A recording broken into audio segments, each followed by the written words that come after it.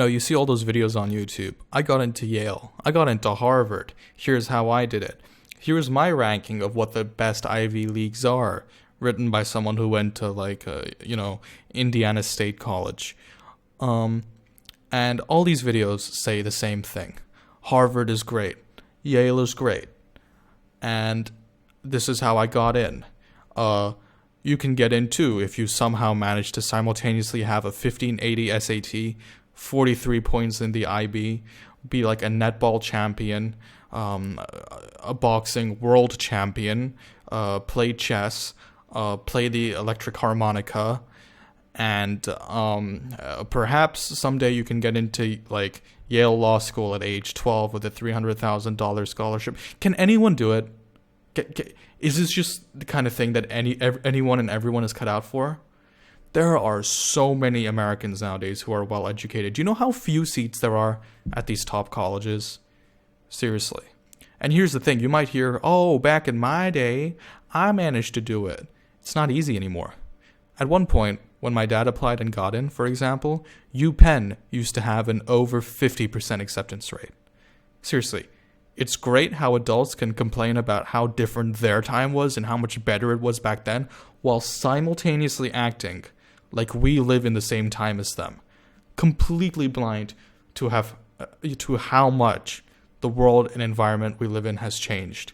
The average level, the average income, the average position in society almost of every single person has risen so much since their time and is continuing to rise. Now, of course, not every person. In fact, the gap in income inequality is simply widening and widening, especially in the United States. It's reaching absolutely ridiculous levels.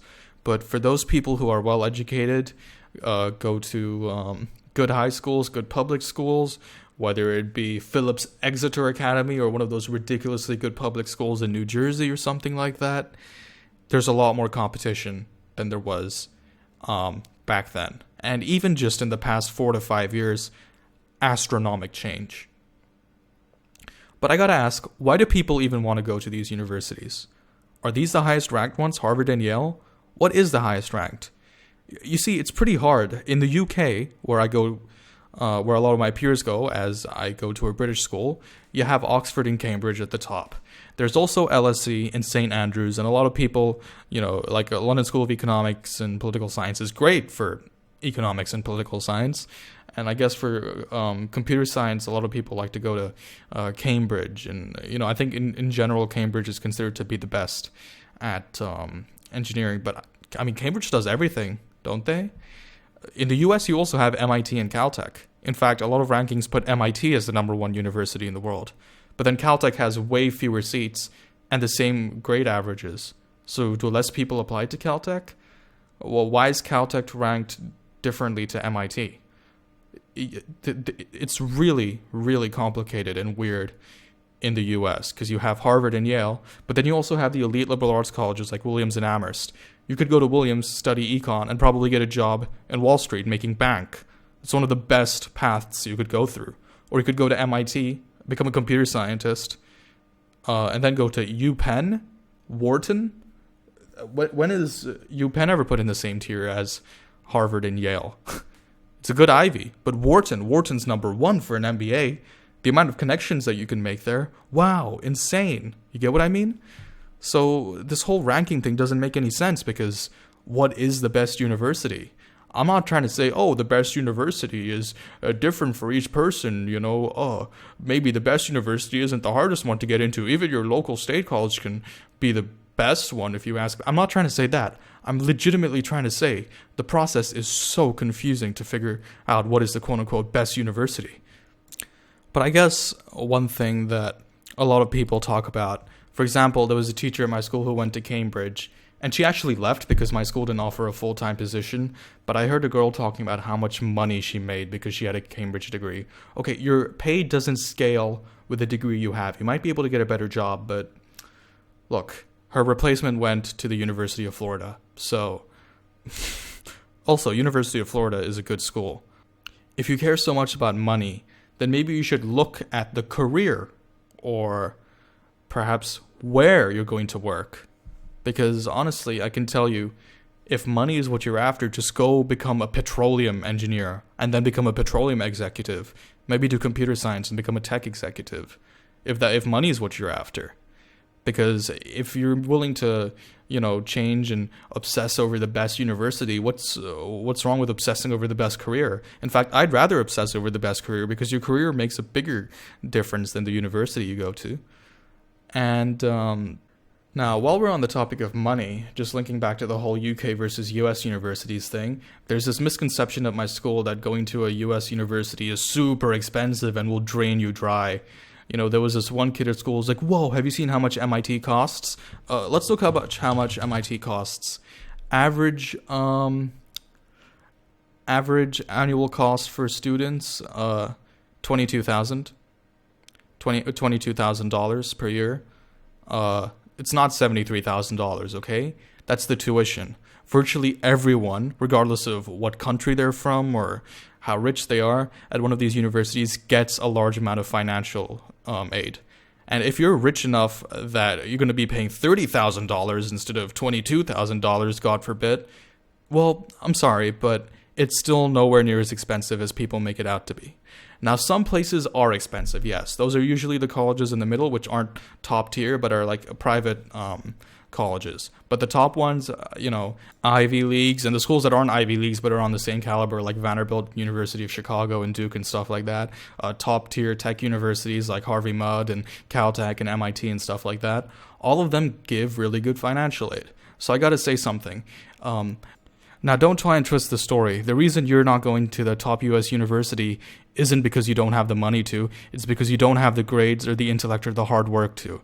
It's a disservice to all the people who have gone to top US universities to pretend like they're just going there because they're rich. Because in many cases they aren't, and even if they are not actually paying that much for it. Because I know an Australian, by the way, who's going to the University of Chicago, and she's not exactly poor. She's not a farmer's kids or anything like that. Both of her parents worked, had good jobs at my school, and she's going to University of Chicago, receiving $69,000 a year to go in financial aid. This isn't merit-based scholarship, by the way. This is literally money just to make it more affordable. This isn't because of her great grades, although she had great grades. A lot of these universities don't even do merit-based scholarship. They do financial aid. So again, you're not poor, you just literally aren't smart enough to go to one of those top universities that is actually very cheap. Because if you can afford, especially as, an international student from like India or something like that to go study in the UK, you could probably afford to go and study at Harvard or Yale as well. So I'm just saying, first off. But in any case, I also want to say, I guess with going to the US, there's, you got to do your ACT. You got to have extracurriculars. Extracurriculars matter nowhere near as much as people think, by the way. And how much of this do you really want to do? How much of this do you naturally do versus how much of this stuff are you forcing yourself to do? Because if you're forcing yourself to do it, when you go to the university and when you get the degree, unless you continuously force yourself to do this stuff and you don't have a natural interest, then you're living an uncomfortable life, which I'll get onto later. And I will say something.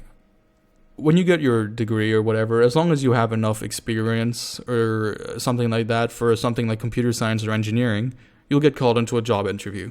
Once you're in the interview, all you have to do is solve the incredibly difficult lead code programming questions, which are sort of like, it's almost like an IQ test that they give you.